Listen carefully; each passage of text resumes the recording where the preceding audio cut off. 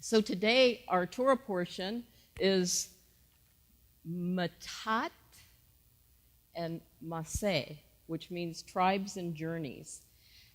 This is an outstanding Torah portion. One of my favorite parts that we're not even going to cover this morning, but it means so much, and I know we're going to be droshing all of this afternoon, but is the cities of refuge, where if you were guilty of murder, you had to run to and find refuge there. And you had to stay there until the Kohen Gadol died. And then you were totally free. A beautiful picture of Messiah and a beautiful reminder that our Kohen Gadol has already died. And he's died and he set us free. We're free. We're free. We're not tied to our past anymore.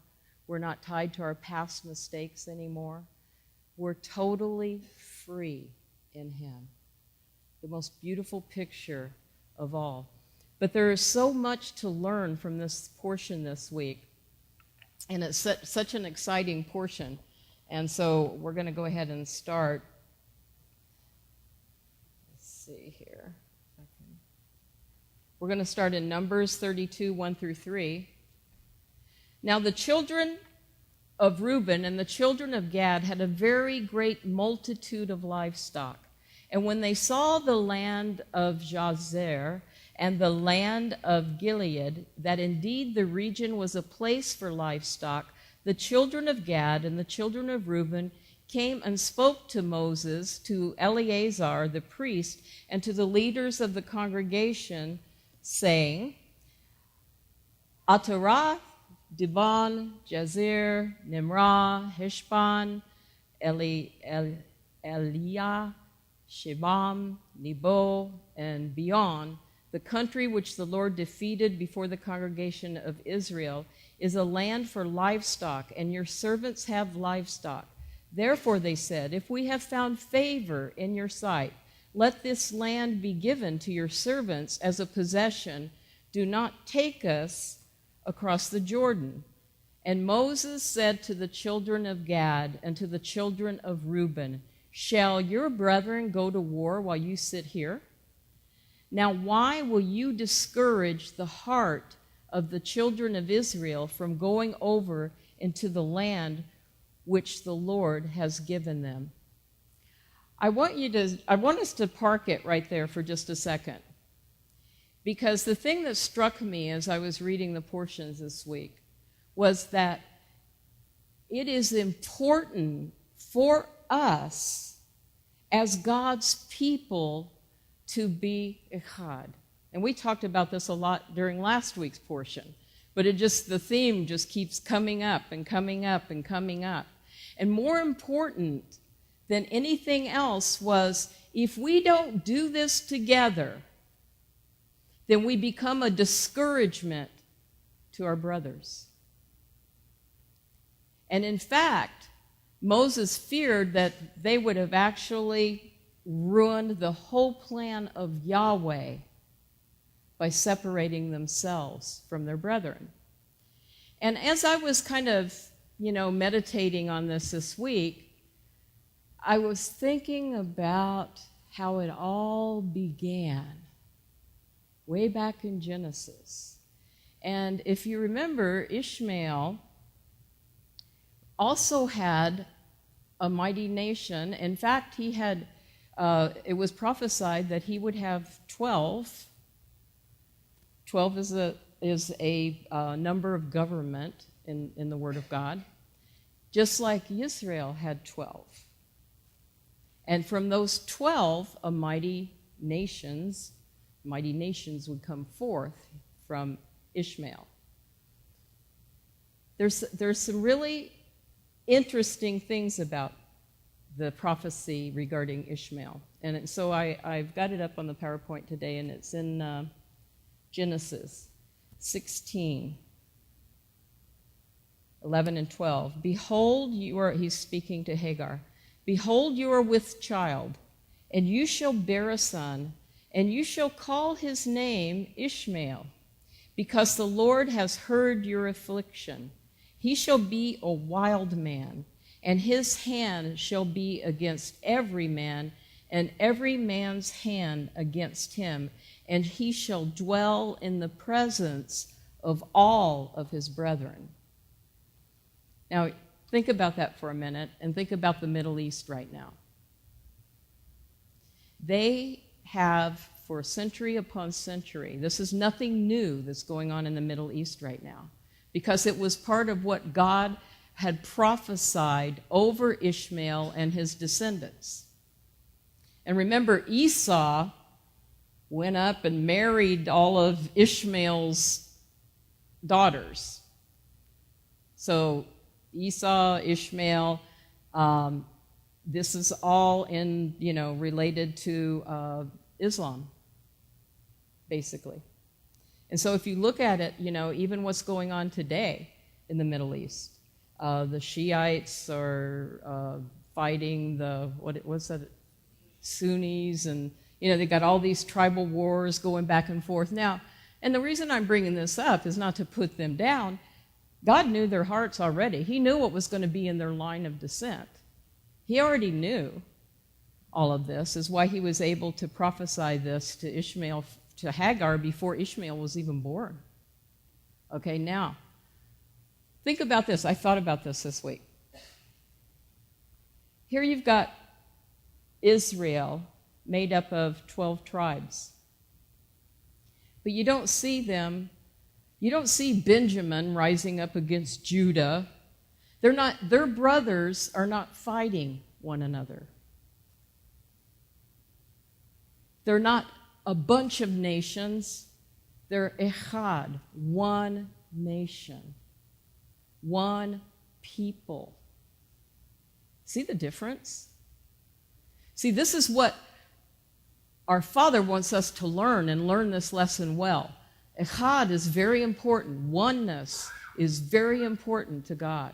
Togetherness, doing things together as one people under one God, is so important. We need to learn this from our big brother.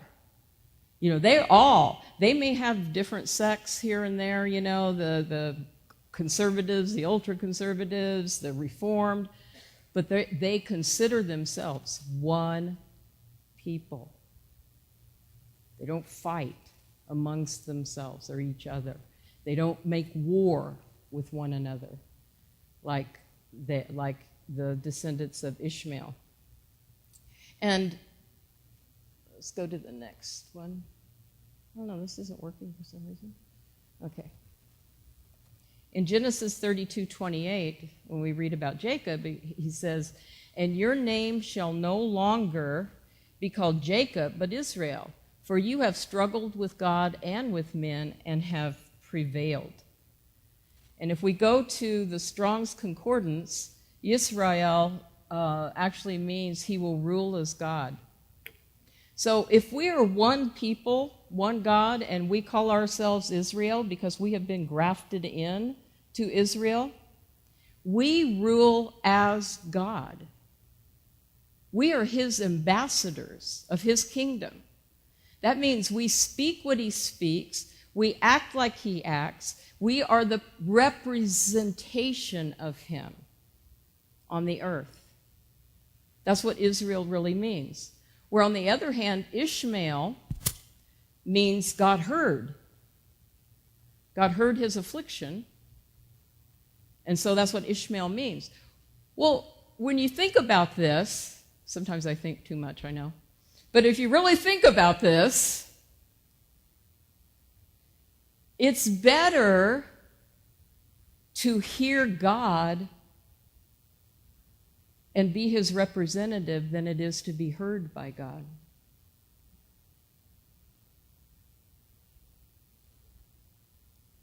Just kind of ponder that for a minute. We spend so much time petitioning God. Hear us, God. Hear me, hear me, hear me, hear me. And what we really need to be saying is, I hear and obey. Shema Yisrael. Hear and obey. That is the greatest gift of all, because in hearing and obeying, we rule with God. Major difference. Major difference. I'm going to take it a step further. Here's what it says in Numbers 32:15. For if you turn away from following him, he will once again leave them in the wilderness, and you will destroy all of these people. This was Moses' concern when all they wanted to do was stay on this side of the Jordan because the land was good there for their sheep. But Moses, having God's heart, there was nobody more humble in all the earth than Moses. He had God's heart, he had God's ear, but he also heard and obeyed consistently. And his fear was, for if you turn away from following him, he will once again leave them in the wilderness, and you will destroy all these people. What destruction was he talking about? In the previous verse, he says, because you will discourage the hearts of your brothers. And ultimately, we cause people's destruction by discouraging their hearts. We have a major responsibility if we expect to walk like God, be his people, then we need to conduct ourselves like him. We need to be echad. We need to be one above all things. And so otherwise we become, and I'll get to that in a minute. I'll tell you what we'll become. Let's go to Numbers 32:16. Then they came near to him and said, we will build sheepfolds here for our livestock and cities for our little ones, but we ourselves will be armed, ready to go before the children of Israel until we have brought them to their place. Our little ones will dwell in the fortified cities because of the inhabitants of the land.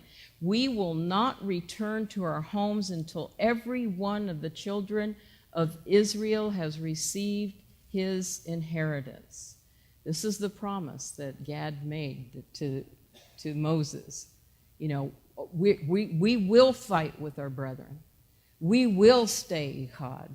We will not be divided. And he really was reiterating this because otherwise Moshe was not going to allow them to go in or stay out, I should say.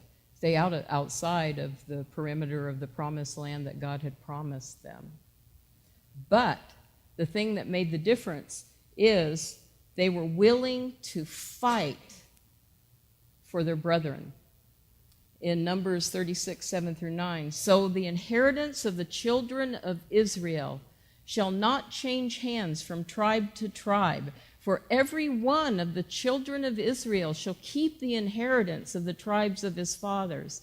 And every daughter who possesses an inheritance in any tribe of the family of Israel shall be the wife of one of the family of her father's tribe, so that the children of Israel each may possess the inheritance of his fathers. Thus no inheritance shall change hands from one tribe to another, but every tribe of the children of Israel shall keep its own inheritance. What does that mean? That means that our inheritance to God is something sacred and precious. And so not only is my inheritance precious to God, your inheritance is precious to God. If I do anything to mess you up so that you don't receive your inheritance, I'm in trouble. It's a serious thing. We are responsible not just for our lives, but for the spiritual well-being of one another. We tend to, in America, we are so stinking selfish. You know, it's my four, no more. It's my family. It's my kids. Well, that's not the way. Yeah, you have that responsibility to raise your children and teach them the ways of Yahweh, but the ways of Yahweh are not division and not infighting and fighting among the tribes, so to speak. Not fighting your brethren. That's not Yahweh. We need to learn his ways. If we are going to be part of this kingdom, this everlasting kingdom, that we are to rule and reign forever and ever on the earth. And we're supposed to be a light that nations will stream to us because of his glory. We have to understand before that latter glory that we're all waiting for ever shows up, we have to be echad. Think back to, as we always called it in the church, Pentecost. What brought the presence of God down? They were in, who said that? They were in one accord. What about one don't we understand? What is it? It's because we have an adversary that knows the more he can divide, the easier it is for him to conquer.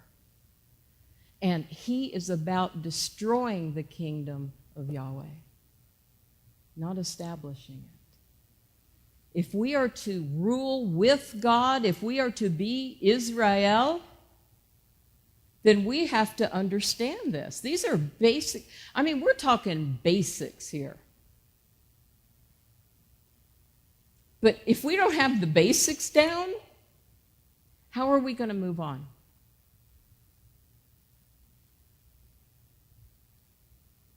Paul said it. You know, I want to give you meat, but you're still on milk. You know? I'm not saying that to you guys. I know you're not on milk. But I'm just saying, you know, we have to, as God's people, collectively, over the earth. I know that there are synagogues and congregations all over the world right now that I bet you are talking about this. Because it's the heart of God. It's his heart. That's what we don't get sometimes. It's his heart. And when we're not echad, when we're not one, does that mean we can't disagree with each other? We're going to disagree with each other. Let's get real. You know, that's okay. But we have to be one with one another. We are one people. We sang it this morning. It was so cool. I'm thinking, woohoo, they're singing songs that this is all about today. You know, one people, one God. Our inheritance is together, and yet it's separate.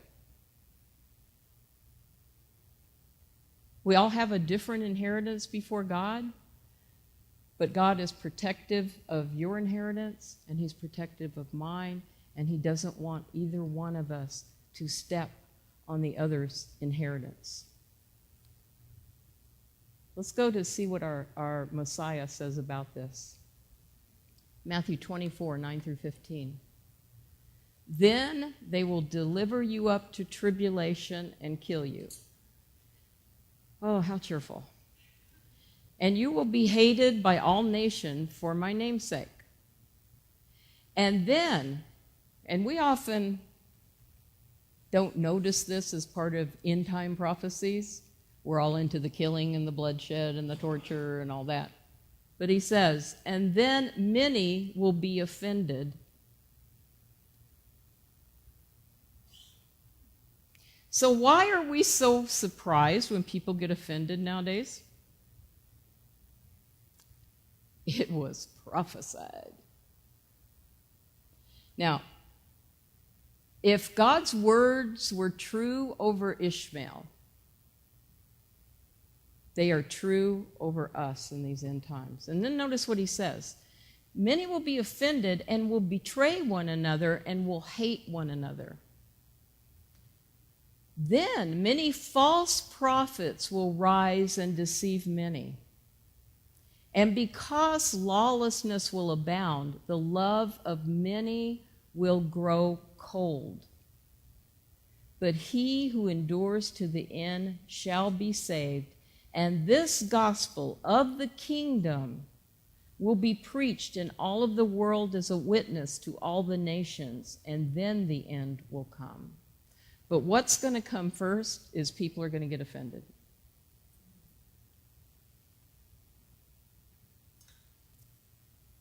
Here's why I think this is so important. Because he also says, and many false prophets will rise up and deceive many. Out of offense, you are willing to believe the most outlandish things. Is that true or not? Have you seen people that have been offended? And then some of the things that they say about you or other people you know and the things that they believe, and you're like, what in the heck? Where did that come from? Where could anybody possibly get something like that? And it's because out of offense. See, the devil, we have an adversary. He knows exactly what he's doing. First, get you offended. And then you're likely to believe anything.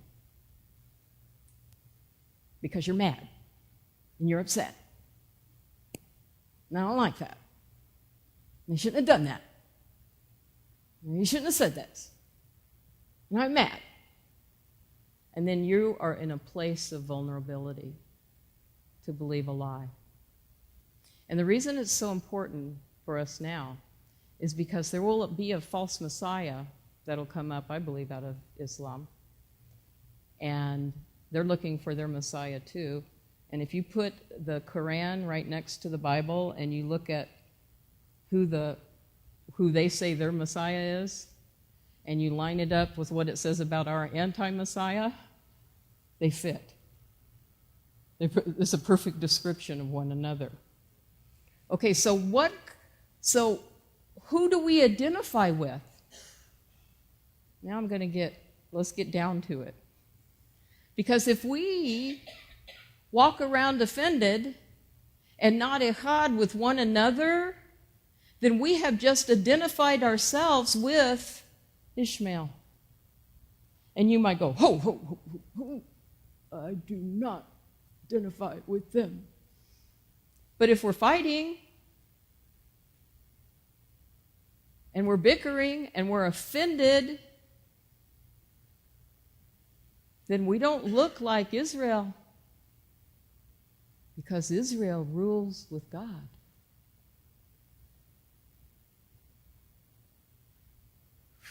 Are you excited about that? Because when I was, I had a lot of time on the airplane to think, and it was like, and I just started piecing all this together, and it's like, oh my gosh, this makes so much sense. And it makes so much sense because when you read in the 36th chapter, and we're running out of time, so I'm going to go a little bit quicker here. We can go to okay.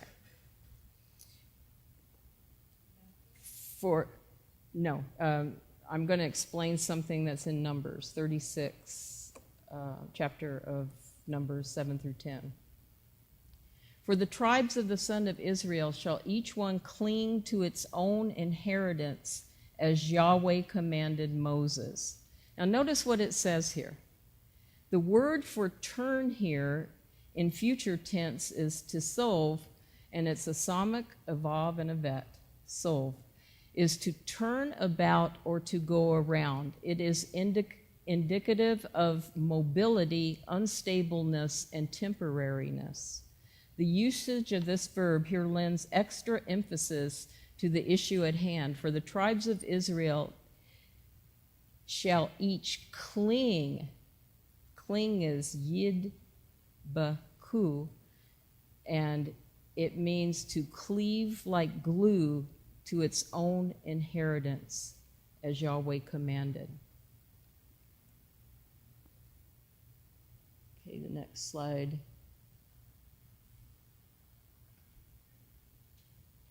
Is that the last slide? Okay. I didn't think so. Okay. In Bereshit, in Genesis 2:24, we read, "Therefore a man shall leave his father and mother and will cleave, adhere, or cling to his wife, and they will become one flesh." Above that, Yahweh declares that he dwells in the midst of the land among the sons of Israel in Numbers 35:34. And so, is there any wonder that he is so particular about the setup of his abode where he's going to dwell? That it has to be that we cling to our inheritance. We cling like a bride clings to her husband. We hold on to it tightly. We don't give it up. We hold on to it for the sake of unity. We hold on to one another. For the sake of unity, for the sake of being echad, for the sake of being the bride, for the sake of not stumbling one another or causing someone else to lose their inheritance, we cling to our inheritance. We're not willing to be offended. You cannot afford to be offended. I'm going to tell on my son. If you ever see him, meet him, don't tell him I told you this. But he's a police officer, and he's real black and white, you know. And he told me one day, he goes, "You know what, Mom?" He grew up in the church. He goes, "I could never be a pastor." He said, "I couldn't put up with all the crap you put up with." He said, "I'd tell everybody to go pound sand." And it made me laugh because I said, "You know, Greg," I said, there are times that I've wanted to be offended, and I always remind myself, I can't afford it. I can't afford it. I have an inheritance, and I don't want to lose it for the sake of offense. For the sake of offense. Is it always easy? Oh, heck no, tech no. There's times you want to be offended, you want to be hurt. People say or do things and it's hurtful. And it hurts your itty-bitty feelings. But for echad, for the betterment of everybody else, we don't have that luxury. I'm not the only one that doesn't have that luxury. None of us have that luxury. Do you really want to go through what you've been through to get to where you are right now and throw away your inheritance over offense? Crazy. Makes no sense. It's so not worth it. So not worth it. Not when we serve a God that is well able to restore everything that anybody has ever said about you, done against you, that he loves you, he guards your inheritance, he guards you, he will not let any weapon formed against you prosper. There is nothing that he won't do for his children when we walk in faithfulness and humble ourselves before him. And really, offense comes from pride. Pure and simple. If you're offended, it's because how dare they? Or why don't they see it my way? It's all about pride. we can't afford to be prideful. Because one of the things that we learned last week that God hates is a proud look. You know, like, I got this thing down. I got this Torah deal down. I know stuff. If we don't understand Echad, we know nothing. That's the foundation of everything is Echad, one. One people, one God, one book, one baptism. I mean, what is it that we don't get about one? And yet it's the same story that plays over and over and over. And it's a sign of the times that we're living in right now. So we need to be watchful for one another. If somebody gets on somebody's bad side, go straighten it out. Don't walk away offended. Go talk to that person. And you might find out that they had no idea what you're talking about. They had no idea that they hurt you. They had no idea that they didn't smile at you on Shabbat. They had no idea that they didn't say hello to you. Or, and so I guess it really comes down to, what are you willing to throw your inheritance away for?